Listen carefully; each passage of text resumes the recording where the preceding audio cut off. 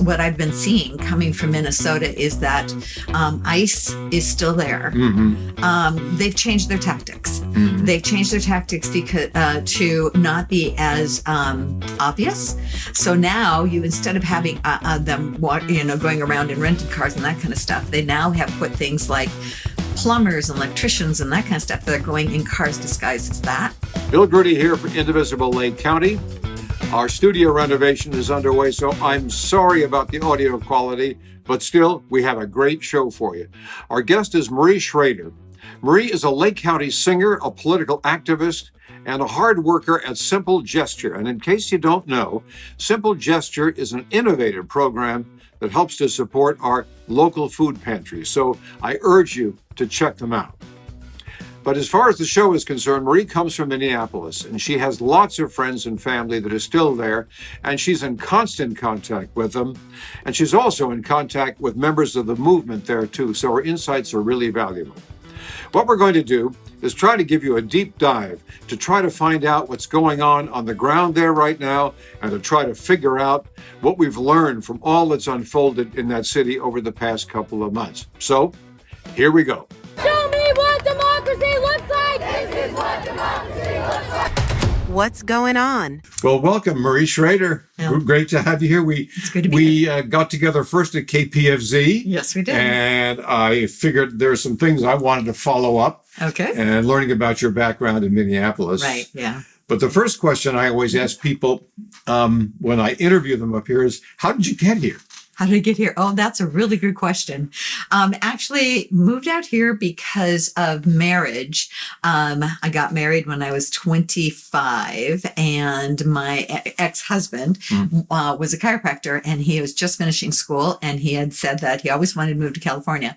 And as a teenager, I remember sitting in my backyard, laying out in the sun in Minneapolis, North Minneapolis, and with the mamas and papas on the radio next to me, singing California Dreaming, thinking, I'll never get there, And I always wanted to come here. I never traveled outside Minneapolis until much later, in my 20s.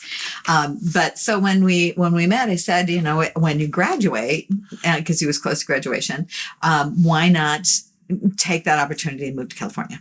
And so he had played around with a couple of ideas of maybe setting up a practice there and that sort of thing. Didn't work out. And I said, I need to go to California. So he came out here to Antioch, got an apprenticeship with someone out there in Antioch, lived there for a year, and then eventually bought a practice in Santa Rosa. And that's how we got here. Oh. So, yeah. And here we are. And here we are all these years later. Now, an awful lot of us, except for the cliff dwellers who have been here since the gold rush. That's right. The rest of us will come here. Yes. Well, it was your background in Minneapolis that got me interested. Yeah. And we appeared to get some good news about Minneapolis this week from Ezra Levin and Leah Greenberg of Indivisible National. So let me just play a little cut of that, and then we can begin our conversation. Perfect. Okay? Perfect. Let's talk about Minnesota, where the news as of this morning is Donald Trump and Tom Homan saying that they are going to pull the vast majority of the ICE and CBP army that has been occupying the state out in short order. And first, on a human level, I think it is just important that we recognize how tremendous this is and how this victory was won. There was a statement out from the ICE Out Minnesota coalition that came out this morning in response, and I just want to read a little bit of it because I think it's just so right and so perfect. President Trump thought he could break us, but he was wrong. Over the last 3 months, Minnesotans showed our country what it means to stand up to tyranny and protect our communities. These masked agents leaving our state can be spun any way people want, but history will show what this was. Regular people, clergy and teachers, janitors and soccer moms, people across all of our complicated differences, simply refusing to let our neighbors be attacked and abducted without a fight. You get chills, right? Get chills. I mean, come on, the full power of the federal government, the White House doing everything it can to stop stomp the Twin Cities, and it wasn't elites, it wasn't business, it wasn't political leaders. It was normal, everyday people. I mean, incredible, absolutely incredible. Look, the story of the Trump administration, the story of the last 15 months is the story of billionaires and corporations and politicians giving up and collaborating with fascism while ordinary people do extraordinary things to fight back and protect their neighbors. And nowhere has made that clearer than Minnesota. An army of moms and senior citizens and organizers defeated the fucking Gestapo. It is amazing. So there's a lot going on there. There. And what's your take? When was that recording? This was last Thursday. Last Thursday. Yeah. So I totally agree that is wonderful news. What I've been seeing coming from Minnesota is that ICE is still there. Mm-hmm. They've changed their tactics. Mm-hmm. They've changed their tactics because to not be as obvious. So now instead of having them going around in rented cars and that kind of stuff, they now have put things like plumbers and electricians and that kind of stuff. They're going in cars disguised as that. And they're still going to houses. Luckily, they're not smashing windows and that kind of stuff on the streets like they were, but they are still going in. But, anytime that you see a plumber walking around a house with a gun is probably not a good thing. Yeah. So a smaller footprint. Smaller footprint. But they're still there. They're still there. Yes. What neighborhoods there are most directly affected? From my understanding, it's the Columbia Heights neighborhood was really targeted very, very highly. I have a good friend who lives there who I've talked to, and she said kids aren't going to school. It was just incredibly impacted. So this is North Minneapolis, also South Minneapolis. So in the suburbs, more of the suburbs of Minneapolis, not downtown like it was. I mean, I recognize some of the streets when we saw the footage, of the protests and that sort of thing was St. Paul neighborhoods, the older neighborhoods that are over in I think it's the east side of St. Paul, that they were going around in, but all of that area in there is just it's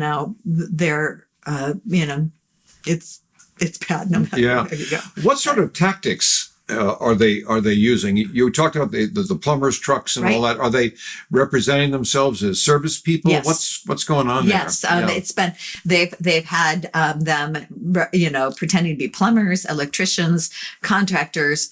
The service. It's not PG&E back there. I don't know what it's called, but that kind of thing. Jehovah's Witness. They even had some going as Jehovah's Witness of all things. So they knock on the door. Yes. And they represent themselves, and then once they size up who's there, then they make their move. They make their move. That's exactly it. So, I wish we could say that they are completely done, but the resistance that is still there is still active. They are still, meeting and communicating in and amongst each other with information about where they are and how to protect their neighbors.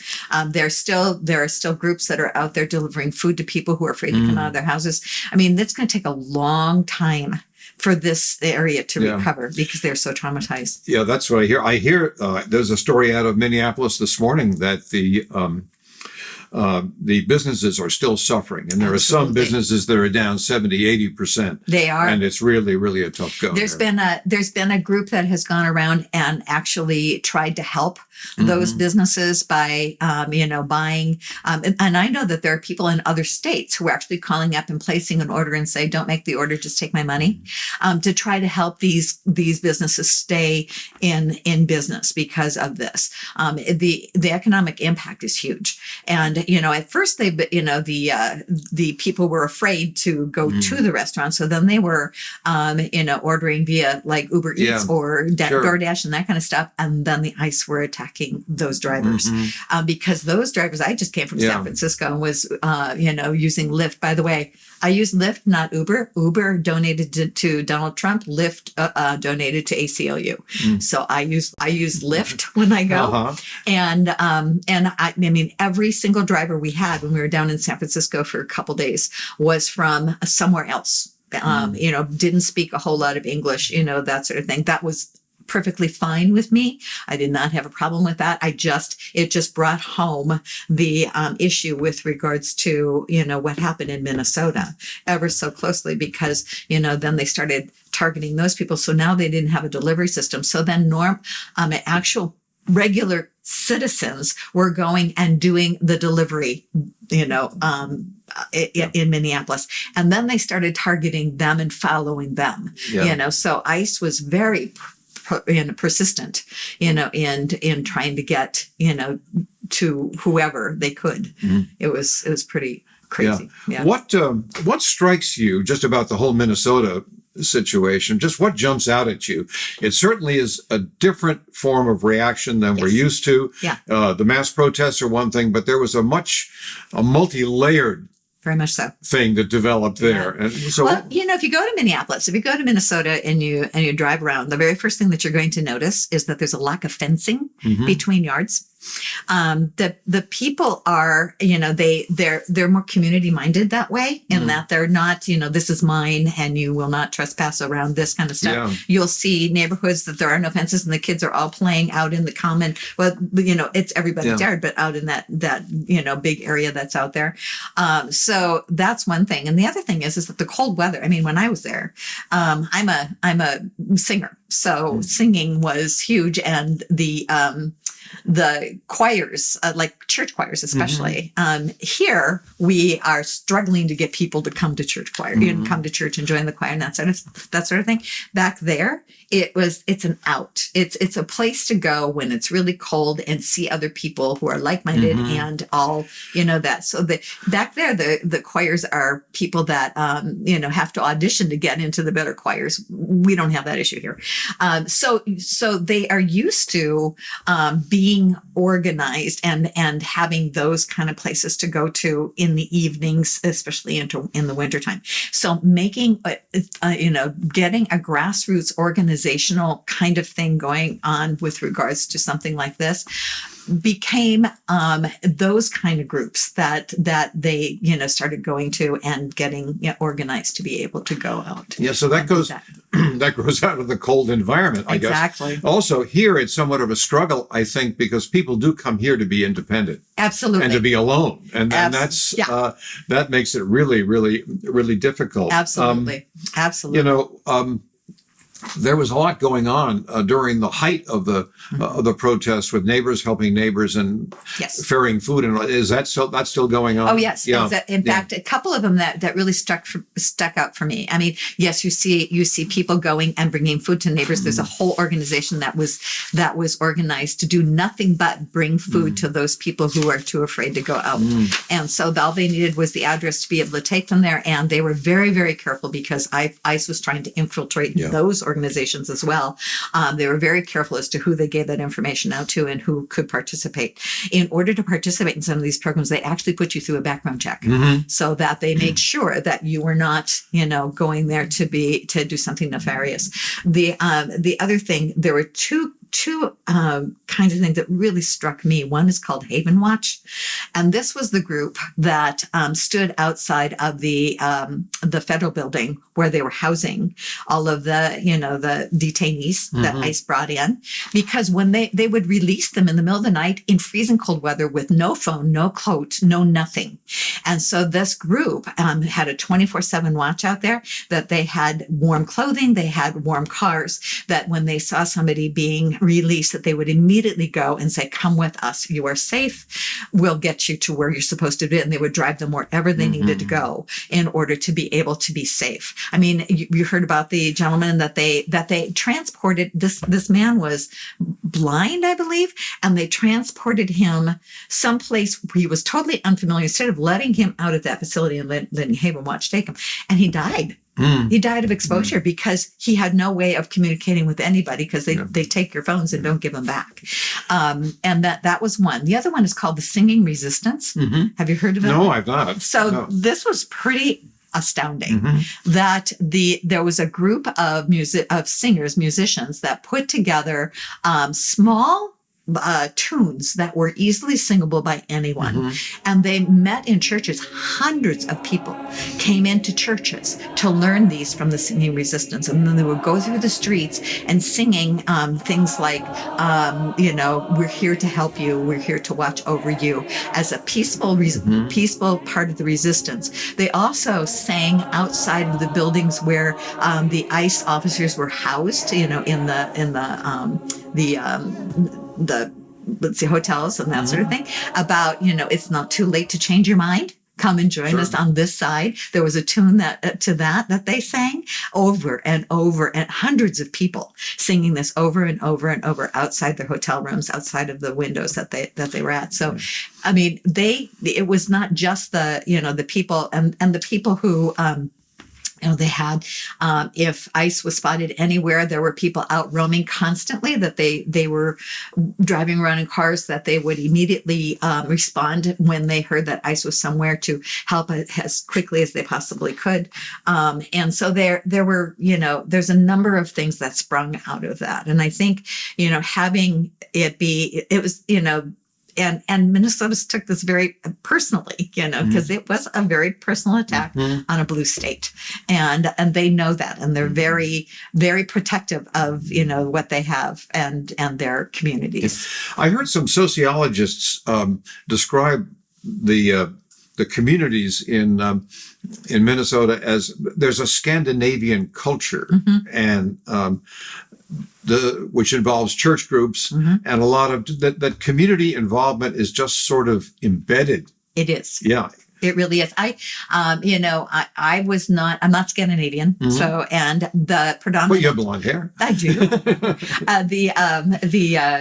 The Lutheran Church is huge there. Yeah. I was raised Catholic, but I have to say that, even being raised in the Catholic environment, we would have, the youth nights that we would have at the Catholic Church. We had tons of my friends who were all, of the Scandinavian descent and Lutheran Church come over, and it was always doing things together. It was never segregated. It was always welcoming and doing things together. But there are there are mainline Protestants. There are Jewish. The Jewish community in Minneapolis is robust. Muslim community. The faith community is just very, very well. The faith community embraces people, all people, from all cultures.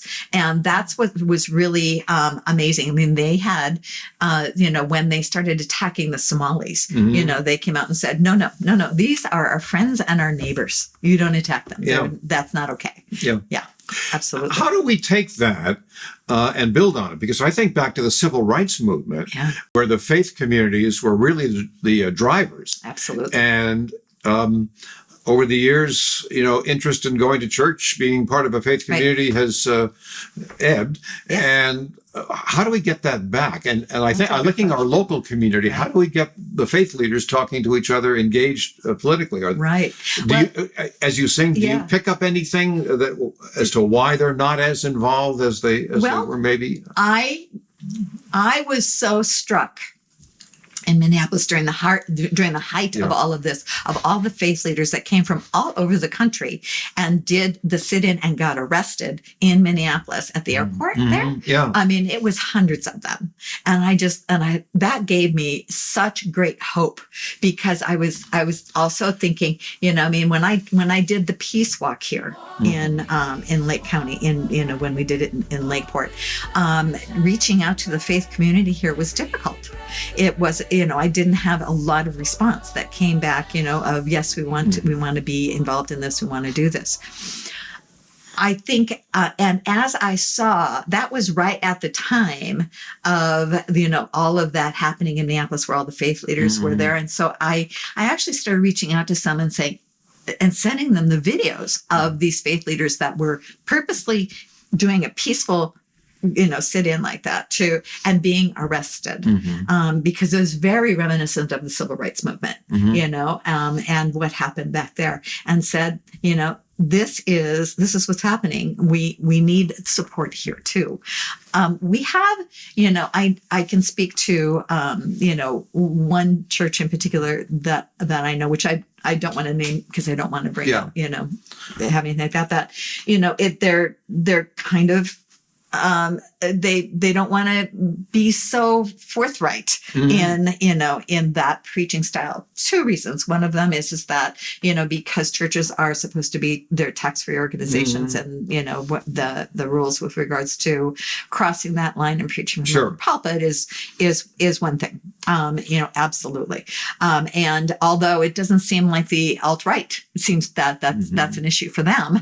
It seems to be, especially in our local community, that is an issue. And they're trying to get rid of that IRS restriction among very conservative denominations. Correct. You're absolutely correct. Yeah. So we have had, at our protests, we have had a number of faith leaders that have come. They aren't as outspoken as other people and that sort of thing, but they have been there, and I'm happy to see that there are more. The last protest, there were more than what I'd seen before, so they're coming out and being a part of that. Now, whether they, I think what we have to do if we want to unite them, I think we have to take a different approach rather than our protest, and maybe do something more along the lines of the peace walk again, and keep that kind of an idea going in the front and center, because if we can't unite on peace, what can we unite on? Yeah.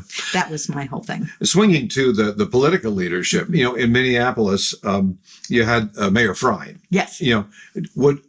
Would all that happened there have happened for the good had it not been for the political leaders of the mayor and the governor? I think that it would have taken a different turn for sure. Yeah. I think that those leaders that we had there, Waltz and Fry and others, are such that that allowed that to do to happen, for everything to kind of go sequentially there. And all of them, all of the leaders were constantly stressing peaceful protests. And for the most part, that's what I believe my eyes. I believe what I saw on the videos. The videos were coming too fast and furious for them to be altered and doctored. So, I believe what I'm saying. I also believe, because I have spoken to people, in the area, and they have confirmed that is exactly what's happening here. So I think that without those leaders, if we had a different leadership there, we would have had a different outcome. And I think that it could have been more violent. I think it could have been way more, harder on everyone. Yeah. Everywhere. Those videos were a new dimension. Yes. People have been photographing, but not in real time and not pushing them out as fast. And something was different about the way video was used. Yeah. It kind of reminded me of the Vietnam War. Yeah. Because the Vietnam War was the most video, that we had the most video coverage of any, of war at all. We brought it to our living rooms, which we weren't used to at that point in time, which I think, if you look back at that time period, that helped, end the war. The people of Minneapolis at the time they were shooting all this video had a sense that they were sending a message to the whole country, or were they just reacting in the moment? No, they were in reactionary mode. I don't think that they realized until much later, the effect that they were having on the rest of the country. And I think that when it started, they were just simply, hanging on by the skin of their teeth, and doing whatever they could to help everybody and get ICE out of their neighborhoods, because I think it's Minneapolis has been the most. Well, LA was the first one where we saw ICE being, attacking things, but it was a very small area where the news made it look like it was the entire Los Angeles region. It was just a few square blocks, but this became an entire city, and they were all over the city and targeting people. And it all started on the false pretense of the Somali thing, which was something that had been discovered and taken care of a few years before that. So it wasn't even an issue, and so it was just an excuse. It became the excuse to get out there. But I think more than anything else, it was a reactionary thing. Well, looking forward, as we look toward wrapping this up, what do you expect to happen next? Where do you expect the movement, the resistance there to go from here?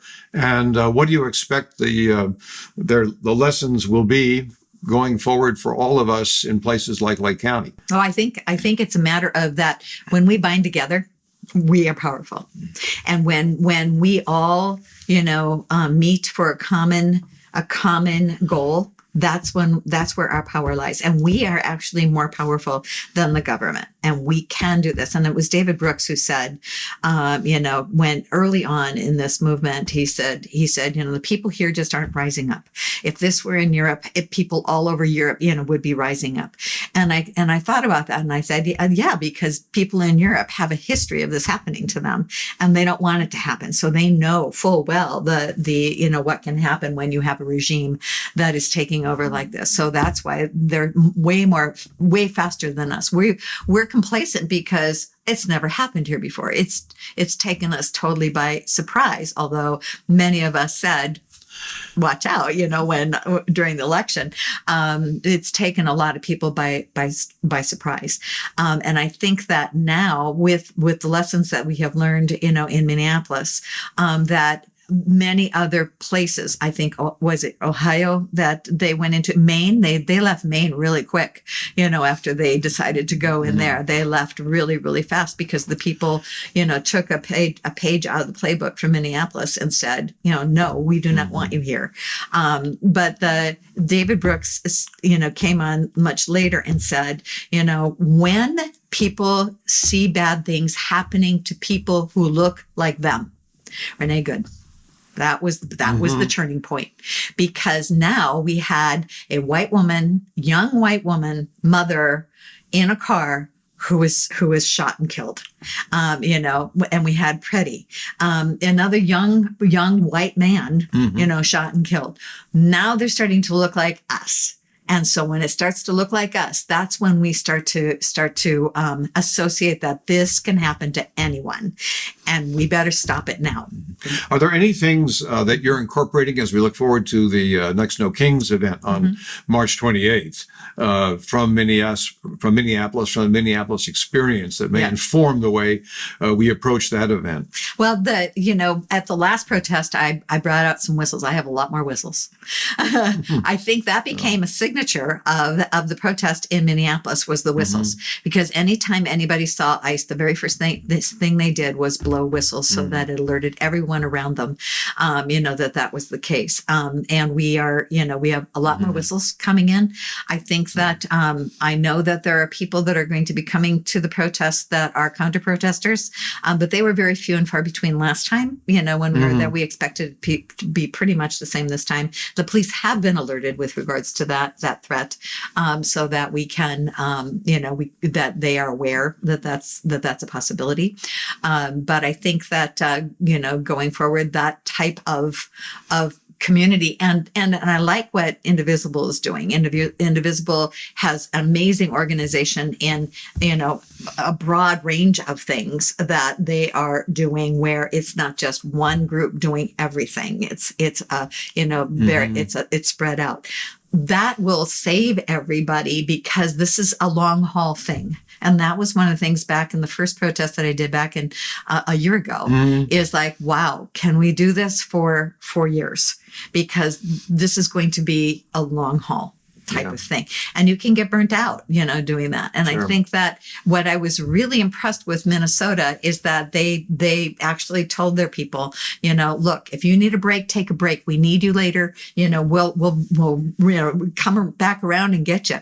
Because, you need to be able to have yourself in order to be able to be at this level, to be able to protest like this, and to confront the types of forces that we're confronting.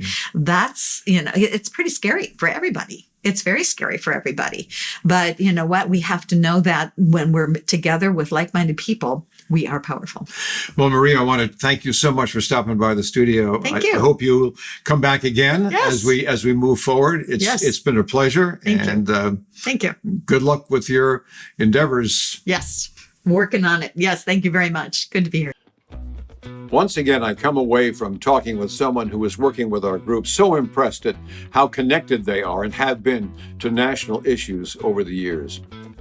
When I came out of the interview with Marie, a word came in about another sign, I think, of the way in which the events in Minneapolis seem to be influencing our national movement. The word came from the White House to the Republicans in Congress to stop using the term mass deportations when talking about immigration. It looks to me as though the depravity of what Trump and his gang are up to is finally sinking in, even within his administration. It's a small sign among all the chaos, cruelty, and corruption, but hey, we'll take our victories where we can. I'm Bill Grudy for Indivisible Lake County. Stay in the fight. Show me what democracy looks like! This is what democracy looks like! What's going on?